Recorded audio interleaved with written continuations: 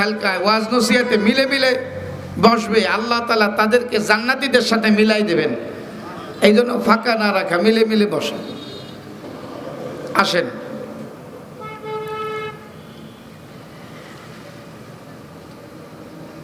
আল্লাহ তাআলা দুইটা নিয়ামত পাঠাইছেন। একটা নিয়ামতের নাম হলো কিতাবুল্লাহ, আর একটা নিয়ামতের নাম হলো মুহাম্মাদুর রাসূলুল্লাহ। जहाँ तक है रबूबियत खुदा का, वहाँ तक है नबूवत मुस्तफ़ा का। शरीयत हो मारिफत हो तमामी, हकीकत में मोहम्मद का गुलामी। श्रेष्ठ नबी इमाम नबी कल्ला शेष नबी करे पाठाइছেন। सृष्टि जगतेर श्रेष्ठ सृष्टि आल्लाह ताआलार। बंधुरा आमार, দুইটা নিয়ামত আল্লাহ তাআলা পাঠাইছেন। একটা হলো আসমানি এলেম কিতাবুল্লাহ। এই কিতাবুল্লাহ ওযু ছাড়া স্পর্শ করা যায় না, ওযু লাগে। ধরতে গেলে, স্পর্শ করতে গেলে ওযু লাগে। লা ইয়ামাসসুহু ইল্লাল মুতাহহারুন। পবিত্র না হলে কিতাবুল্লাহ ধরা যায় না। যেই ব্যক্তি কিতাবুল্লাহর সাথে সম্পর্ক করে আল্লাহ তাআলা তাকে পবিত্র বানায় দেয়, পাক বানায় দেয়। আর এই আসমানি এলেম আর আসমানি আলেম আল্লাহ পাঠাইছেন এই পৃথিবীকে পবিত্র করার জন্য, এই পৃথিবীকে পাক বানাবার জন্য। আসমানি এলেম ছাড়া পাক হওয়া যায় না, আসমানি আলেম ছাড়া পাক হওয়া যায় না।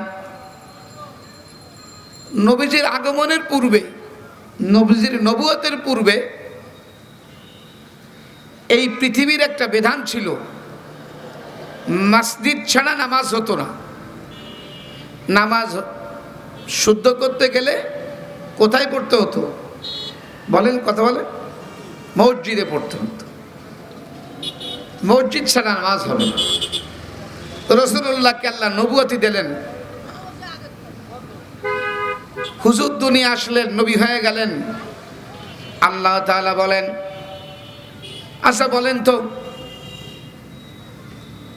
আমাদের খুলনা শহরটা যদি পানি দিয়ে ধুয়ে পাক বানাইতে হয় তাহলে কয় ব্যারেল পানি লাগবে? একটু কথা বলেন তো, যে এ কি সম্ভব? অনেক পানি লাগবে। আচ্ছা ঝাড়ু লাগবে কতগুলি? আর লেবার লাগবে কত? এবার খুলনা জেলা যদি পাক বানাইতে হয়, খুলনা বিভাগ যদি পাক বানাইতে হয়, পুরা রাষ্ট্র যদি পাক বানাইতে হয়, তাহলে কি অবস্থা হবে? আল্লাহ তাআলা রাসূলুল্লাহকে রিসালাত দিলেন, নবীজিকে আল্লাহ তাআলা নবী বানাই দিলেন। এবার আল্লাহ শোনাইলেন, আমার নবীর বরকতে, আমার নবীজির নবুয়তের বরকতে আমি সমস্ত পৃথিবীর মাটিকে পাক বানায় দিলাম। তো সুবহানাল্লাহ বলেন। হয়নি? একটু জোরে সোরে মহব্বতের সাথে বলেন। এখানে আমরা আসছি কামাই করার জন্যে। একবার সুবহানাল্লাহ যদি বলি, আল্লাহ তাআলা মায়া করে দয়া করে আমল নামায় এক পৃথিবী নেকি বরাদ্দ করে দেবে।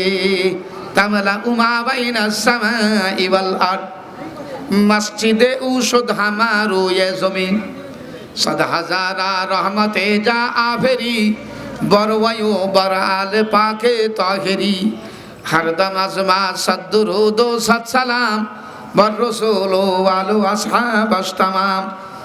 रसूलुल्लाह अगर पैदा न होते, जमीन व आसमां पैदा न करते। रसूलुल्लाह जब के पैदा हो गया, जमीन व आसमां पैदा कर दिया।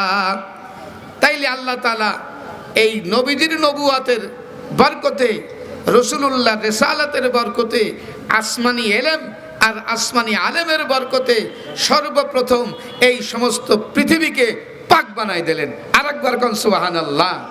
এবার শুধু মসজিদে না, মাঠে সালাত আদায় করা যায়। রাস্তায় সালাত আদায় করা যায়, নৌকায় সালাত আদায় করা যায়, প্লেনে সালাত আদায় করা যায়, স্টিমারে সালাত আদায় করা যায়, স্কুলের মাঠে সালাত আদায় করা যায়, সার্কিট হাউসে সালাত আদায় করা যায়। মসজিদে উষদ হামারো এ জমি সদ হাজারা রহমতে যা আফেরি বরওয়ায়ো বর আল পাকে তখেরি। আসমানি এলেম আর আসমানি আলেম ছাড়া পৃথিবী পাক হবে না, মানুষের জীবন পাক হবে না, মানুষের জন্মটাও পাক হবে না, মানুষের পরিবার পাক হবে না, মানুষের জিন্দেগি পাক হবে না। আল্লাহ তাআলা বলেন মানা আমিলান সালিহাম মিন যাকারিন আও উনসা ওয়া হুয়া মুমিন ফালানুহয়িন্নাহু হায়াতান তাইয়্যিবা ওয়া লানাজজিয়ান্নাহুম আজরাহুম বিআহসানি মা কানু ইয়ামালুন। পাক যদি না হয়, কেউ পাক না হলে দুনিয়া শান্তি পাবে না, কবরে শান্তি পাবে না, মরণে শান্তি পাবে না, কবরে শান্তি পাবে না। ধরে নেন আমাদের এই কাছাকাছি একটা বিশ্ববিদ্যালয় আছে, নাম কি কি বলে আপনাদের রোজা আছেন নাকি? খুলনা বিশ্ববিদ্যালয়। এখানে শুধু ছেলেরা পড়ে না শুধু মেয়েরা পড়ে? উভয় পড়ে, ছেলেরাও পড়ে মেয়েরাও পড়ে। তো একটা ছেলের সাথে একটা মেয়ের সম্পর্ক, তার মানে বন্ধু আর বান্ধবী। এখন মেয়েটা জিজ্ঞেস করলো যে বন্ধু তুমি থাকো কোথায়? বলে আমি অমুক বিল্ডিং আমি ভাড়া থাকি। এবার বন্ধু জিজ্ঞেস করলো যে বান্ধবী তুমি ভাড়া থাকো কোথায়? বলে অমুক বিল্ডিংয়ে থাকি। তুমি ভাড়া দাও কত? শুনতেছেন আপনারা? বলে তুমি ভাড়া দাও কত?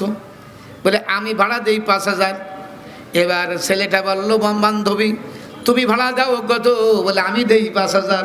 এবার বললো 5 5 10,000 টাকা যদি আমরা ভাড়া দেই, আমাদের যে খরচা তার থেকে যদি আমরা দুইজন এক ঘরে থাকি তাই তো খরচা কমে যায়। আপনারা কি শুনতেছেন? তো বললো হ্যাঁ ভালোই তো হয়। তাইলে 10,000-এর খরচা 5,000-এ হয়ে যায়। আম গাছ জাম গাছ বাঁশ ঝাড় যেন মিলেমিশে আসে, ওরা আত্মীয় হেন। একেবারে ছেলে মেয়ে ওরা খুব মিলেমিশে আসে, কোনো দ্বন্দ্ব নাই, বিরোধ নাই, একসাথে বন্ধু বান্ধবী একেবারে জলাজলি গলাগলি করে হ্যাঁ জীবন কাটাচ্ছে ভালো। তখন বললো ঠিক আছে। তো এখন ছেলে জিজ্ঞেস করলো তুমি খাও কোথায়? বলে হোটেলে খাই। বলে আরে সর্বনাশ, হোটেলে দিল্লি কত যায়? 200 300 400 যায়। আরে সর্বনাশ, মাসে 10,000 যায়। এখন মেয়েটাকে জিজ্ঞেস করলো তুমি কি করো? বলে আমি পাক করে খাই। এখন ঠিক আছে, তাইলে তাই যদি হয় তাইলে দুইজন একসাথে পাক করব, এক ঘরে থাকবো, একসাথে পাক করব, মাঝে মাঝে পাক করব, মাঝে মাঝে না পাক করব, কোনো অসুবিধা নাই, জয় ঝামেলা নাই। আচ্ছা ঠিক আছে। এবার ভালো একটা বাড়ি খুঁজতেছে। শুনতেছেন তো? ऐसा को नाज गोश दिल बाया शनूद गोश गल ए जाना तार देखे जसोद गोश गल बा जुमला है वा हमदोमास गोश दिल मखसूस नस्ल आदमास दर्द दिल ने और सब दर दुख दरमा कर दिया इश्क की मुश्किल ने हर मुश्किल को आसान कर दिया। ভক্তির সাথে না শুনলে বন্ধুরে মজা লাগে না, ভক্তির সাথে না খাইলে মজা লাগে না, ভক্তির সাথে বাজার ঘাট না করলে সদাই ভালো হয় না, ভক্তির সাথে রান্না বাড়া না করলে তরকারি পাক হয় না, ভক্তির সাথে লেখাপড়া না করলে রেজাল্ট ভালো হয় না, ভক্তির সাথে যদি দুনিয়ার কাজকাম আখিরাতের কাজকাম না করে जो আমল দিল সে নেকি বাস হাই তলব লেগ গে ইস বায়ামে সব সলব। খুব ভক্তির সাথে শুনতে হবে। এখন ছেলে আর মেয়ে একমত হলো আমরা এক ঘরে থাকবো, একসাথে আমরা পাক করব, একসাথে খানা খাবো, এক রুমে থাকবো। যেহেতু এক সেমিস্টারে আমরা এক বিভাগে এক বিষয়ে এক সেমিস্টারে লেখাপড়া করি, তাইলে এবার সুন্দর একটা বাড়ি খোঁজো। খুঁজতে খুঁজতে ভার্সিটির দক্ষিণ পাশে এক হাজী সাহেবের বাড়ি আছে, উনি এরকম ভাড়া দেয়। চলে গেল হাজী সাহেবের কাছে, ছেলে আর মেয়ে দুইজন। এবার যে বললো হাজী সাহেব আমাদের একটা রুম দেন। বলে তোমরা কি করবা? বলে আমরা মিলেমিশে আছে ওরা আত্মীয়, এখানে আমরা দুইজন বন্ধু আর বান্ধবী, খরচা বাঁচানোর জন্য আমরা একসঙ্গে এক ঘরে থাকবো। হাজী সাহেব বলল তার মানে তোমাদের সম্পর্কে কি হও তোমরা? তো বললো আমরা বয়ফ্রেন্ড গার্লফ্রেন্ড বন্ধু বান্ধবী। হাজী সাহেবের তো মাথায় সাত ভেঙে পড়ছে। বলে কয় তোরা এক ঘরে থাকবি? তোকে বাপ মা আছে? বলে হ্যাঁ বাপ মা জ্যান্ত বাপ জ্যান্ত মা। কি বলেন বাপ মা নাই? তা ওরে সর্বনাশ, আমার ইজ্জতের পানসার। আমার তোরা বন্ধু বান্ধবী বিয়ে করছে, আরে বিয়ের বহুত বাকি। হ্যাঁ, এখন কিসের বিয়ে? আমরা ছোট মানুষ, আমরা খুলনা ভার্সিটিতে পড়ি, ইংলিশে অনার্স পড়ি, ফোর্থ ইয়ারে পড়ি, অসুবিধা নাই। হাজি সাহেব বল, ওরে সর্বনাশ, দুরা সৌকান সৌকা, দুরহা, তোরা আমার ঘর নাপাক বানাবি, আমার গোষ্ঠী নাপাক বানাবি, আমার হজ নাপাক বানাবি, আমার বংশ নাপাক বানাবি, আমার ইজ্জত নাপাক বানাবি, আমার বাড়ি নাপাক বানাবি, আমার এলাকা নাপাক বানাবি। আচ্ছা বলেন, এই ছেলে আর এই মেয়ে এক ঘরে যদি থাকে, সমস্যা কি? বলেন, সমস্যা কি? কিসের সমস্যা? এটা বাড়ি বাড়ি করবে, বোম বানাবে, আত্মঘাতী বোমা বানাবে? না, সমস্যা একটা, এই ছেলে আর মেয়ের মধ্যে আসমানি এলেম আর আসমানি আলেম নাই। অবৈধ একটা বেগানা ছেলে আর মেয়ে একসঙ্গে থাকতে পারে না। একসঙ্গে না থাকার কারণে এরা পবিত্র হবে না। সন্তান যদি হয় সেও নাপাক হবে, যদি সম্পর্ক হয় সেটাও নাপাক হয়ে যাবে। আবার বন্ধুরা আমার, 1 মাস পর স্বামী আর স্ত্রী গেল, তারাও লেখাপড়া করে খুলনা ভার্সিটিতে। হাজি সাহেবকে যে বললো, হাজি সাহেব আমাদের একটা ঘর দেন। এই তোমরা কি দুজনে কি হও? বলে আমার বউ, আমি ওর স্বামী। বলে কাবিন নামা আনো। কাবিন নামা দেখালো, বলে এই দেখেন কোর্ট কাবিন। এবার হাজি সাহেব বলল, ঠিক আছে, কোনো অসুবিধা নাই, তোমরা পাক হইছো, শরীয়তে তোমাদের পাক বানাইছে, ইসলাম তোমাদের পাক বানাইছে, আসমানি এলেম আর আসমানি আলেমে তোমাদের পাক বানাইছে, তোমাদের সম্পর্কটা পবিত্র, তোমাদের বসবাস হবে পবিত্র, সন্তান হলে সেটাও হবে পবিত্র, এই বংশধর হবে পবিত্র। আসমানি এলেম আর আসমানি আলেম, ইসলামী শরিয়া ছাড়া আসমানি এলেম আর আসমানি আলেম না হলে টাকা পয়সা পাক হবে না। আসমানি এলেম আর আসমানি আলেম না হলে ব্যবসা পাক হবে না। আসমানি এলেম আর আসমানি আলেম না হলে জিন্দেগিটাও পাক হবে না।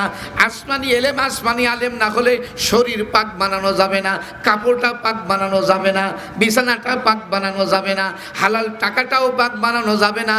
মানে আমিলা সালিহাম মিন যাকারিন আও উনসা ওয়া হুয়া মুমিন ফালানুহইয়ান্নাহু হায়াতান তাইয়্যিবা ওয়া লানাজজিয়ান্নাহুম আজরাহুম বিআহসানি মা কানু ইয়ামালুন।